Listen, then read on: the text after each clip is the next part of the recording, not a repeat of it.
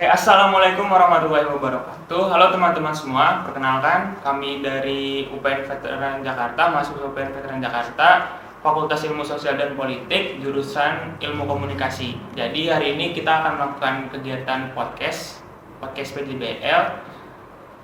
Sebelumnya perkenalkan, nama saya Firza Fahrezi. Nama saya Joy Hamil Mulyani. Nah, kita nggak berdua aja nih, jadi kita ada narasumber yaitu Oke ya teman-teman, nama saya Yudi Purnomo Harahap. Saya saat ini menjadi analis hukum ahli madya di Mabes Polri, tergabung dalam Satuan Tugas Khusus Satgasus Pencegahan Korupsi Polri.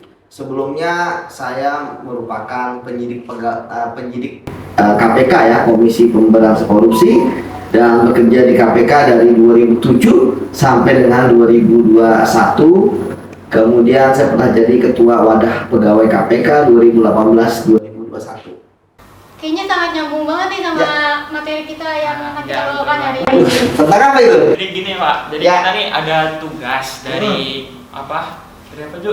PJBL, dari kampus kayak penelitian. Penelitian. Dan kita mengambil tema hukum dan anti korupsi dengan subjudul itu hukum dan korupsi ya. Iya, hukum anti korupsi Pak. Korupsi. Jadi judulnya kita itu analisis tingkat pengetahuan mahasiswa UPN Veteran Jakarta. Ya, kembali lagi pada pendidikan korupsi. Saya setuju dengan penelitian yang teman-teman lakukan. Salah satunya hasilnya itu ya, bahwa mahasiswa menganggap perlu ada pendidikan anti korupsi karena bisa jadi mereka nggak paham ya kan korupsi itu apa. Namun sebenarnya tadi ketika orang sudah dididik dengan karakter yang baik dari keluarga, dari sekolah, ya ketika dia bekerja, dia sudah tahu bahwa kalau saya bekerja sebenarnya, gaji saya 5 juta, kemudian dapat lagi 2 juta terkait dengan kewenangan saya, itu uang haram misalnya, bukan hak saya. Atau ada orang saya mengerjakan sesuatu dibayar, itu bukan suap.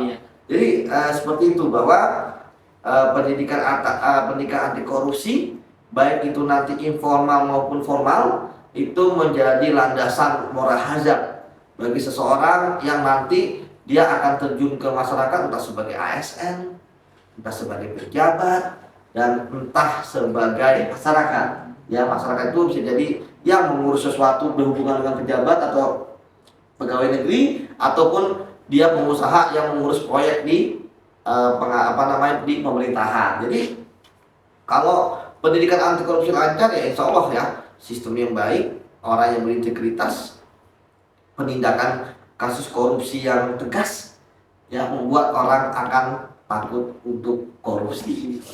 Berarti pendidikan karakter itu penting ya Pak ya? Betul, pendidikan karakter penting. Jadi seharusnya dari kita TK sampai kita Betul. kuliah udah harus dididik nih karakter kita supaya kita jadi pribadi yang bagus, yang berintegritas gitu. Mungkin langsung aja pertanyaan yang kedua nih Pak. Ya. Nah, ya, menurut Bapak bagaimana sih sebagai pengamat pengamat korupsi ya Pak yang sudah lama ya, setelah berpengalaman di bidang korupsi ini sendiri gitu ya Pak. Apa sih penyebab dari adanya pelanggaran korupsi ini Pak? Oke. Banyak teori ya yang dikemukakan ya, tapi kan kalau teori kan kita lagi nggak bikin jurnal ilmiah nih kan, nggak bikin tesis atau disertasi ya kan, atau skripsi ya.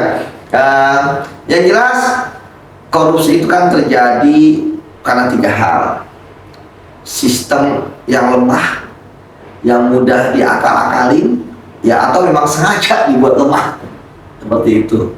Kemudian yang kedua ya, terkait dengan pengawasan juga yang lemah ya, karena pengawasannya lemah, dia kemudian mencoba untuk korup. Kemudian juga terkait dengan tidak paham apa itu korupsi, ya itu bisa jadi gitu. Apapun bagi saya itu alasan mengada-ngada, karena nggak mungkin sejak dia diklat sampai dia menjabat pasti ada dikasih tentang korupsi lah, tentang korupsi. Tetapi ada 2 hal menurut saya penting yang berkaitan dengan internal dari seseorang, berkaitan dengan integritas, bahwa orang itu korupsi karena 2 hal: karena need, kebutuhan, dan karena greed, karena rakus.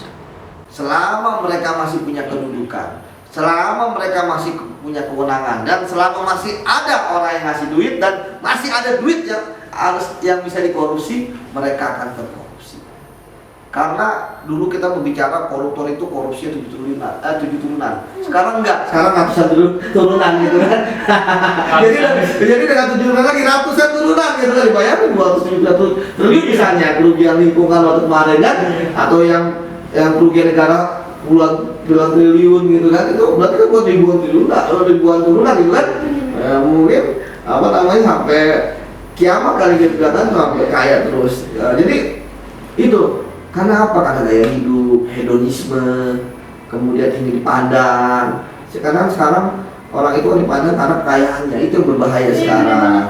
Bahkan ada anekdot ya, kalau ada orang gitu kan, dia lagi susah, yang saudara pun gak ngaku saudara gitu.